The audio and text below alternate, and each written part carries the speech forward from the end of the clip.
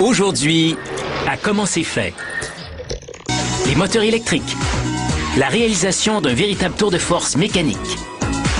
Dans un moteur électrique, le courant parcourt des boucles, créant ainsi un champ magnétique. Il y a une série de boucles stationnaires et une série de boucles mobiles, celle du rotor.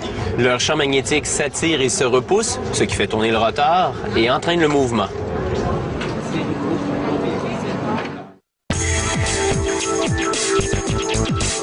Le stator est parsemé d'encoches et chacune d'elles contient une bobine de cuivre.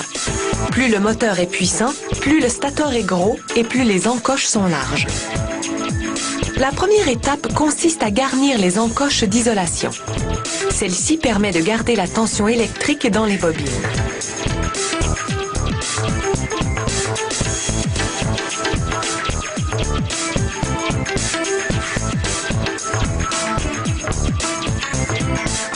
Les bobines sont composées de multiples fils de cuivre enroulés par des machines programmables qu'on appelle des bobineuses.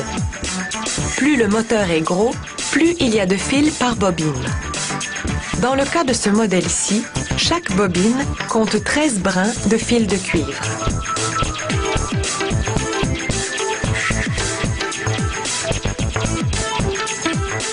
Maintenant, les ouvriers attachent les bobines. Cela empêche les fils de se dérouler pendant qu'on les insère dans les encoches du stator.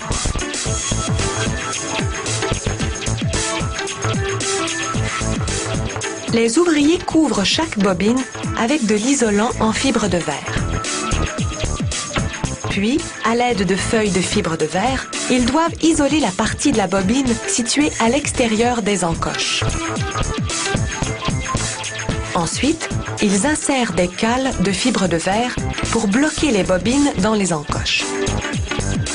Une fois que les bobines ont été insérées et isolées, les ouvriers commencent à effectuer le raccord.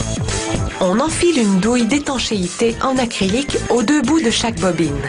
Il y a 13 bobines, donc 26 bouts. Puis, ils rassemblent ces fils isolés dans des câbles de raccord. Le nombre de fils par câble varie selon la vitesse et la tension électrique du moteur.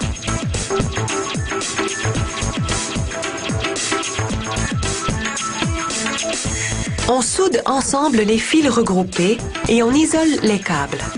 On en pousse certains dans le stator, mais on en laisse d'autres à l'extérieur pour les relier à une source d'alimentation une fois le moteur installé. Au moyen d'un cordon électrique en polyester résistant à la chaleur et aux produits chimiques, on lie solidement les bobines afin qu'elles ne bougent pas pendant que le moteur tourne. Ce groupe de bobines liées s'appelle la couronne. On plonge maintenant le tout dans un vernis à base de polyester, puis on l'aspire complètement à l'intérieur. Cette imprégnation totale rend la couronne résistante à l'humidité.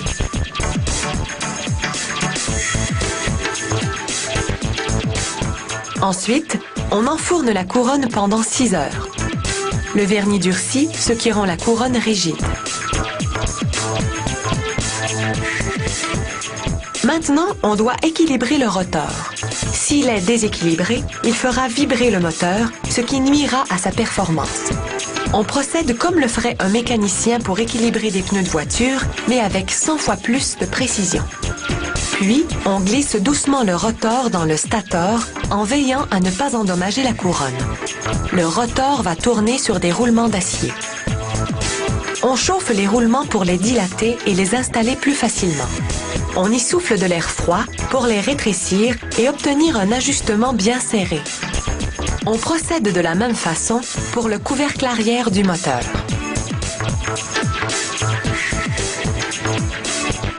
Ensuite, on chauffe le ventilateur et on l'installe dans le couvercle arrière.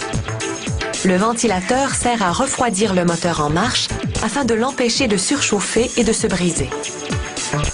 On couvre le ventilateur d'un volet de sécurité et on installe un couvercle à l'avant du moteur également. Lorsque le moteur est terminé, on lui fait subir une batterie de test pour évaluer, entre autres, la résistance d'isolement et la performance. Ces moteurs industriels sont conçus pour la machinerie des usines, comme les courroies transporteuses, les pompes, les ventilateurs et les compresseurs.